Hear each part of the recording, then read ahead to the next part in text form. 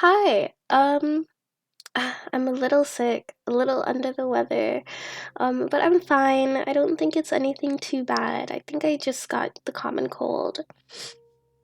It's been super rainy, and then it's transitioning between being rainy and then hot and then humidity. And on the bright side, we do see a lot of pretty rainbows, but I don't know. I think it's not wonderful for my immune system. I'm using the Polygon prototype pack, and as always, the links for most of the assets I'm using will be in the description. So I'm going to go over to rendering actually. I'm going to go to render pipeline converter and built into URP, and I'm going to go ahead and check all the settings.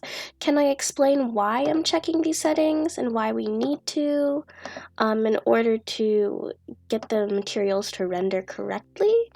I don't think I can, and that's okay because we're just watching. We're just watching me work my magic. So I'm going to select this, make sure we are selecting our water. I think what I should be doing right now is select children, deselect the parent if it lets me. Okay, right click, prefab, unpack all the prefab items. Might have to do that for the icons as well.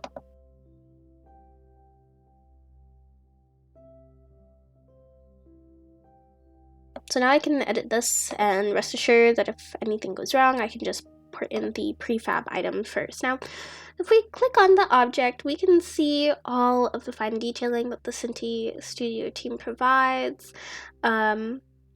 Just their assets all look really wonderful, and I've just fallen in love with their style. If we click on the water shader, wow, everything looks a little bit white right now, and I think it's because of the foam. So I'm going to deselect foam, and then we can kind of see the color a lot better. Every time we see that gleam of teal, like right here, another wave is forming. So we can see it again right here. That is the crest, and the crest is the highest points of a wave. Learned that in school when we were studying the electromagnetic spectrum. If we wanted the wave to be a bit larger, I think we can increase the size. Here you can see a little bit better, larger, smaller. And the sharp transition. Oh, this is like the blending. I'm not going to use any of the correct terminology, honestly, but that's okay, because I just want to show you guys what it looks like, especially in use with Synty Assets. The wave geometry, and our character is going to jump in, and obviously nothing really happens, because I think that's an additional thing we'd have to set up on our own, but I think it's just so interesting, and especially seeing how the shader overlaps with the boat. It looks so cute. We've seen round. Round is our default, and it sort of makes it seem like it has this kind of receding effect, in my opinion.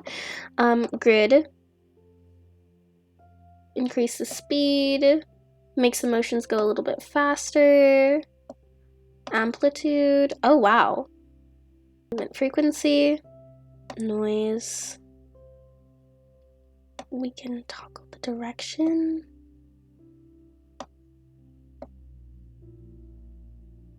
Refraction. I think it'd be easier seeing how these settings affect if we go back to the grid, I think, and really spike up amplitude. So now we can see over here, especially, there's also the gradient feature. Let's do something like a pinkish color. And then it'll transition into maybe a blue. Oh my gosh, that's pretty. Wow, and then it's calm. It's kind of like just glittering.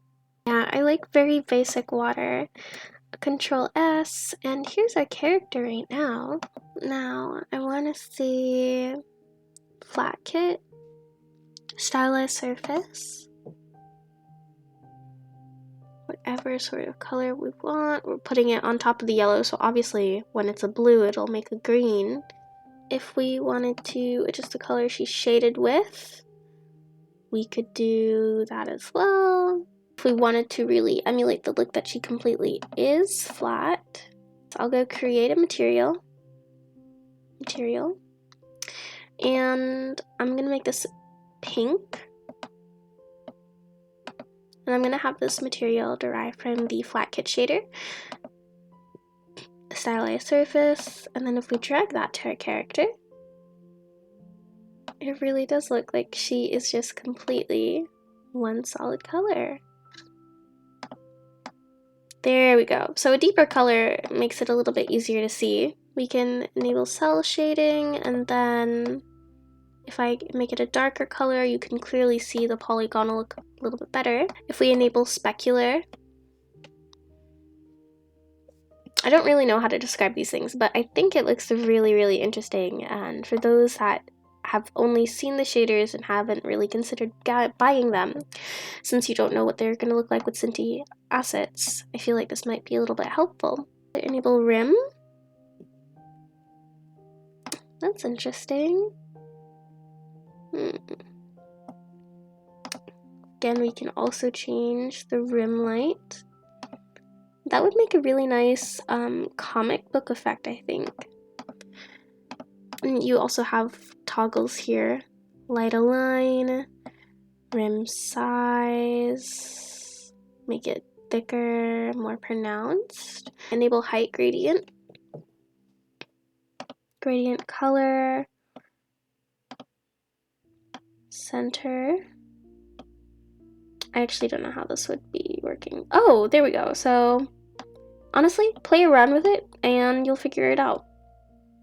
And my favorite thing to look at is the enable outline. You can increase the width and it looks really, really cool. You can increase the scale, depth offset, camera distance, impact.